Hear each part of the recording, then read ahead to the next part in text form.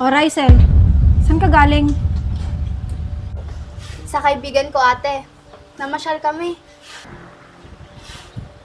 Ay naku Rysel, dapat namalagi ka na lang dito sa bahay para matulungan mo kami ni nanay. Ate, hayaan mo na ako. Namamasyal lang naman ako paminsan-minsan. Paminsan-minsan ba yan? Napapadalas na nga yung alis mo. Ate naman eh. Ay naku Rysel, walang masama sa pamamasyal. Pero alam mo naman, nagpapakahirap magtrabaho sila nanay at tatay. Ako na naman ang nakita mo, ate. Tignan mo si nanay, puro trabaho ang inaatupag niya. Pinapayagan naman ako nila nanay at tatay umalis, ate ah. Oo, dahil ayaw nilang sumama yung loob mo pag pinagbawalan ka nila. Mga kaibigan ko lang naman, ate, yung mga kasama ko. Matuto ka rin sanang magtipid at isipin yung sitwasyon natin sa buhay.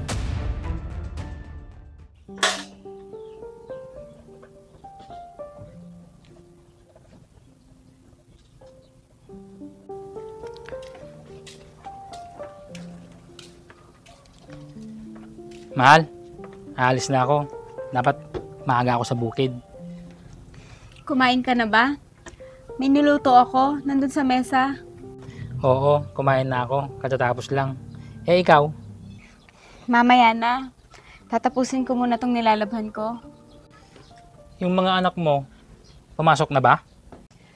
Hindi pa yata. Nandyan pa sa loob. Ito pala yung kinita ko kahapon sa bukid. Salamat, mahal. Bumili ka ng mga kailangan sa bahay. At pag may natira, ibili mo ng gusto mo. Ayos lang ako. Unahin ko muna yung mga kailangan ng mga anak natin. Huwag kang mag-aalala. May kikitain ulit ako ngayon. Nako, baka magkasakit ka niyan ah. Wala ka na yatang pahinga. Hindi naman. At isa pa, sanay ng katawan ko sa bukid. Sandali lang, mahal. At kukunin ko yung baon mo na inayos ko kanina. Sige.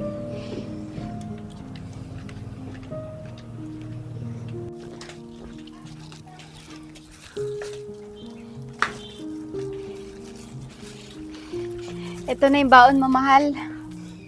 Bakit pinagbaon mo pa ako? May binibigay naman na pagkain sa bukid. Mas mabuti na yung may baon ka para hindi ka magutom. Sige na nga. Ikaw talaga, lagi mo ako iniisip. Siyempre, ayoko magkasakit ka.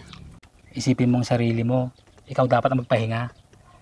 Naku, kayang-kaya ko kaya lahat ng trabaho. Huwag mo na kaming isipin. Isa pa, malalaki na ang mga anak natin. Pwede ba yun? Pamilya ko kayo, kaya mahal ko kayo. Sige mahal, alis na ako. Sige mahal, mag-ingat ka.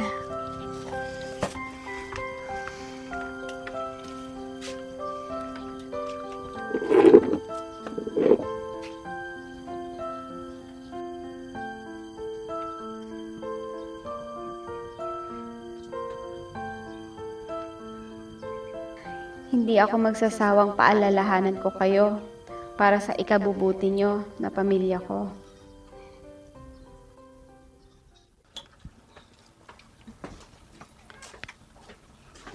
Nay, aalis na po ako. Kumain ka muna sana anak, bago ka pumasok para makatipid ka. Sa eskwelahan na lang po, Nay. Nagmamadali po kasi ako.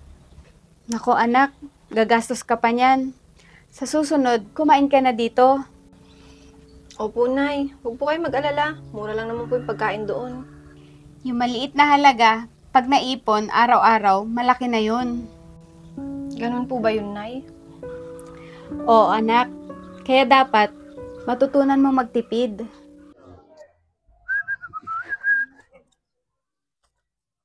Nagsilingin. Uno yung boy. Nagsiling mo ating motor mount. Gagmay tayo. Atratik ang gamitam. GR4 ceramic coating. Ano yan? Mabaling pa gamit pang lugan natin for wheels. Nagmayatan si ka. Pagkakatangan mo tikas ta boy. Magatang mo ato di TikTok, Shopee, Lazada. May ibus nga ro din eh. So gumatak to manin. May met pa, no, gumatang ka tikas to, iti gatangay magdi buy one take two, buy one take three, ta mas makatipid ka jay. Gum mabalin uri may isa lang kasta. Babalin lahat ta. Mayatan ni sika. Nagsilang na eh. Gumatang tumamuti kasta. Uy, kita mo ni ati lugan ko. Kasla barbalulat ta kanayon. Nagsilang na eh. Di mo lang nagiganan magasgas. Nagkarti ka mo tayo. Mamang mga lang mati. Matutunan mong magtipid. Habang bata ka, dapat alam mo na kung paano humawak ng pera. Matipid naman po ako, Nay. Hindi katulad ni Bunso. Kaya nga anak, napansin ko nga yan.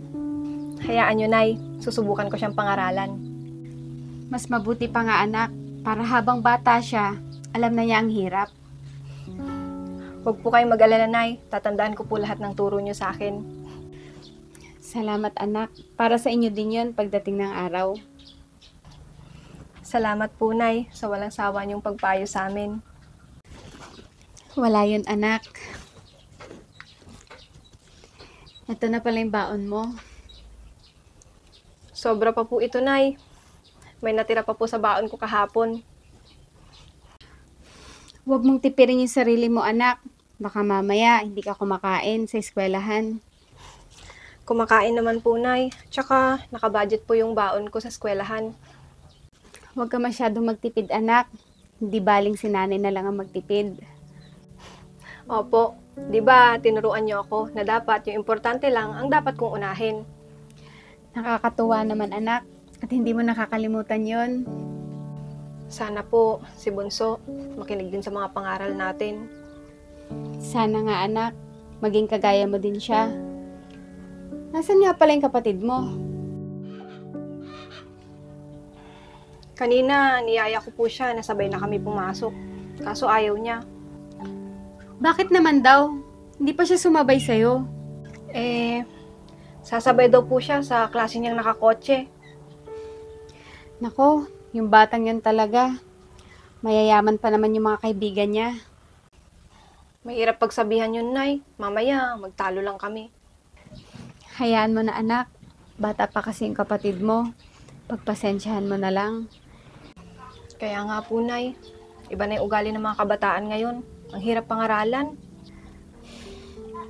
Sana nga anak, makita ng kapatid mo ang totoong antas natin ng buhay. Hayaan niyo po, Nay. Mag-aaral po ako mabuti. Para pag nakapagtapos na ako, hindi na kayo mahihirapan. Huwag mong isipin na nahihirapan kami. Kayang-kaya namin ng tatay mo. Nakikita ko po kasi lahat ng sakripisyo niyo sa aming magkapatid. Obligasyon namin yon bilang magulang nyo. Ang itaguyod ang pag-aaral nyo. Napakaswerte po namin sa inyo, Nay. Hindi anak, kayo ang swerte namin ng tatay mo. Maraming salamat po, Nay. Sige po, mauna na po ako at baka mahuli pa ako sa eskwelahan. Sige anak, mag-iingat ka ha. Opo, uwi po akong maaga. Tutulungan ko pa po kayo dito sa bahay. Sige po. anak.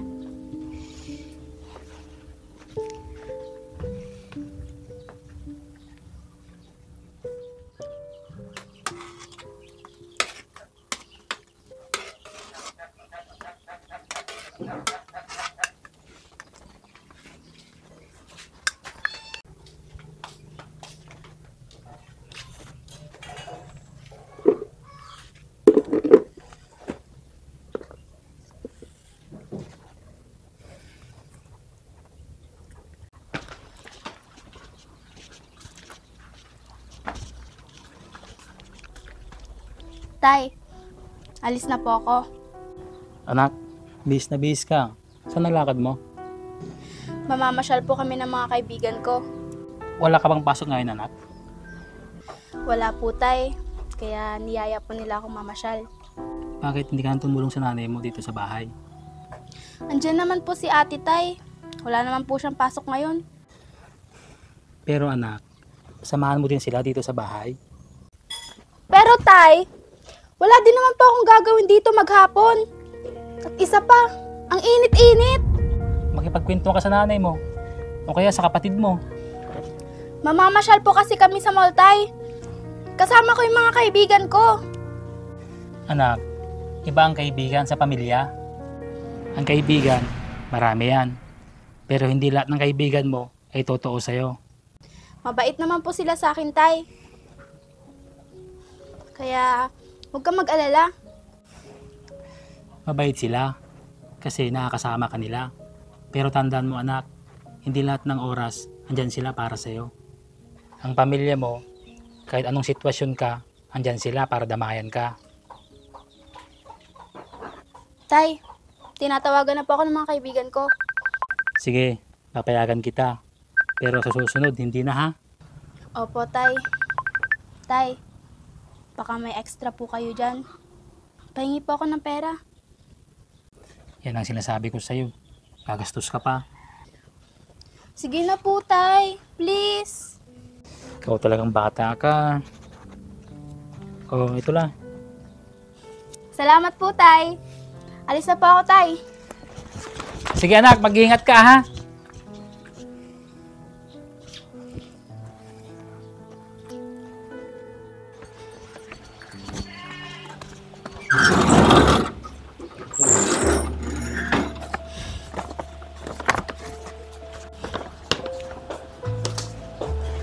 O Rysel, saan ka galing?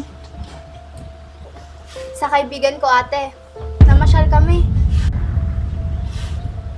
Ay naku Rysel, dapat namalagi ka na lang dito sa bahay para matulungan mo kami ni nanay. Ate, hayaan mo na ako. Namamasyal lang naman ako paminsan-minsan. Paminsan-minsan ba yan?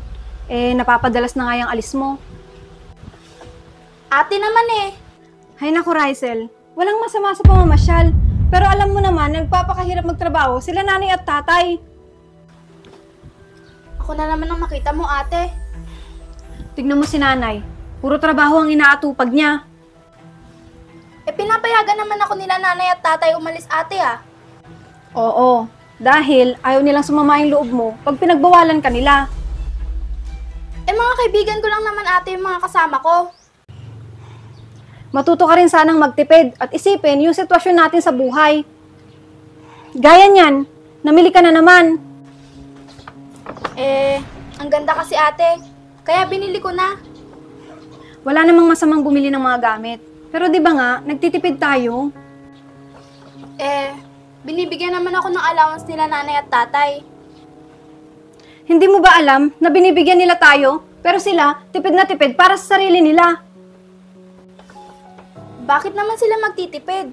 Eh, di ba may kinikita naman sila? Gusto nila kasi may bigay lahat ng pangangailangan natin.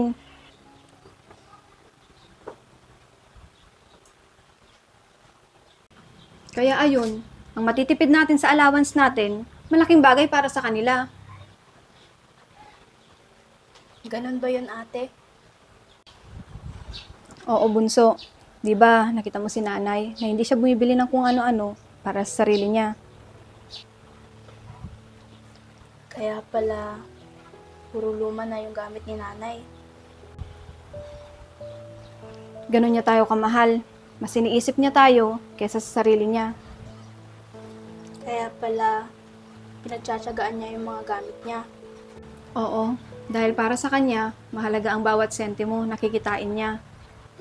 Kaya pala, sa tuwing binibigyan niya ako ng pera, lagi niya akong pinagsasabihan. Sana matutunan mong magtipid para matulungan natin yung mga magulang natin. Pasensya ka na, ate. Gusto ko lang naman sumama at maglibang kasama ng mga kaibigan ko. Mas masarap tumulong sa pamilya, Rysel. Makinig tayo sa mga payo ng mga magulang natin. At alalahanin natin yung mga sakripisyo ng mga magulang natin. Hayaan mo, ate. Simula ngayon, tutulong na ako dito sa bahay at matututo na akong magtipid. Mabuti kung ganun, bunso. Mas matutuwa sila nanay at tatay niyan. Nasaan po ba sila ngayon? Si nanay, nakilabada. Si tatay naman, nasa bukid. Napakaswerte natin sa magulang natin, ate. Oo, Rysel. Hindi lahat napapag-aral at napagsasabihan ng magulang nila. Sa bagay, ate, tama ka dyan. Ha? Bakit mo naman nasabi yan? Yung mga kaibigan ko ate, sinasabi nila na yung mga magulang nila laging wala sa bahay. Naibibigay nga nila lahat ng gusto nila. Pero hindi sila tinuturuang magtipid at kung paano humawak ng pera. Kaya mas maganda na habang bata tayo, alam na natin yung mga bagay na yan. Opo ate.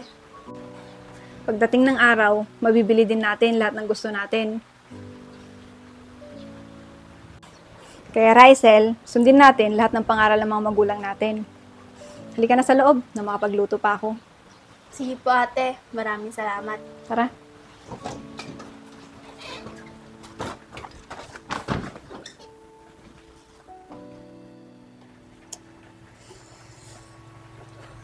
Paano na to? Kapos na ako sa gastusin sa bukid. Anong gagawin ko?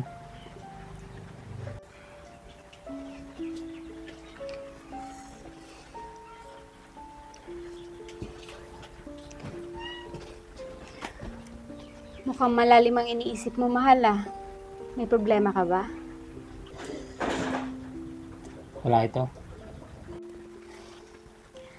Sabihin mo sa akin, mahal, baka sakaling makatulong ako. Ayos lang. Ayokong mag-isip ka pa. Mag-asawa tayo. Kaya magsabi ka sa akin. Huwag mong sarilinin. Sa bukid kasi, mahal. Bakit? Anong problema sa bukid? Kinakapos na kasi ako sa budget. Hindi ko alam kung saan ako manghihiram. Ganun ba? Huwag ka mag-alala, mahal. Bakit hindi ako mag-alala? Iniisip ko pa yung dalawang anak natin na nag-aaral sa kolehiyo. Ako nang bahala, mahal. Anong ikaw ang bahala? Anong ibig mong sabihin?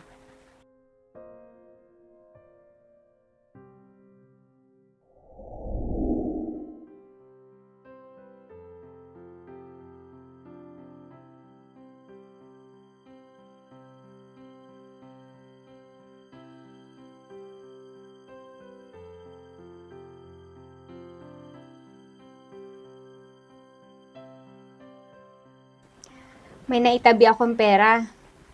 Yun na muna yung gamitin mo sa bukid. Paano nangyari yon?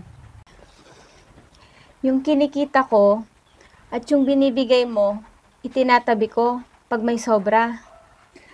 Ganun ba? Nagawa mo lahat yon? Oo.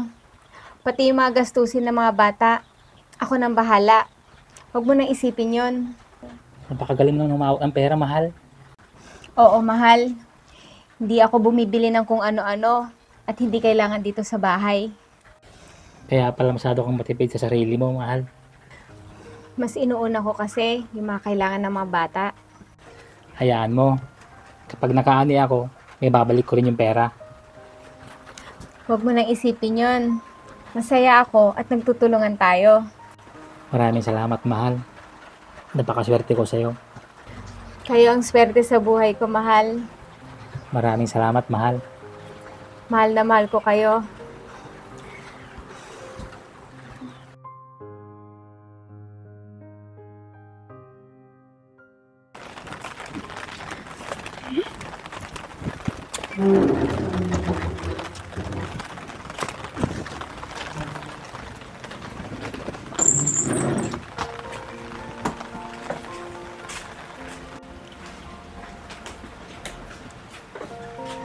Nay, Tay, paano yan? Graduate na si Rysel. At ako naman, may trabaho na.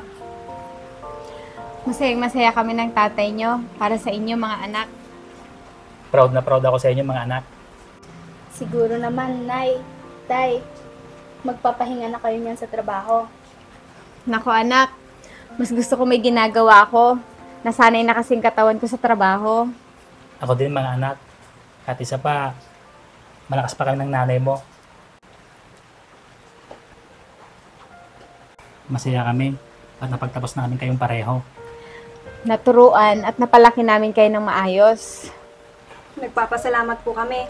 Kundi dahil sa inyo, hindi po namin matutupad ang pangarap namin ni Rysel. Kaya nga po, at hindi po kayo nagsawang paalalahanan kami. Obligasyon namin mga magulang yan, anak.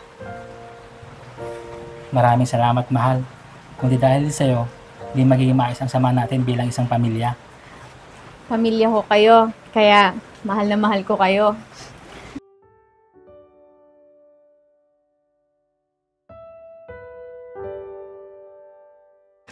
Bawat pamilya may pinagdadaanan na problema.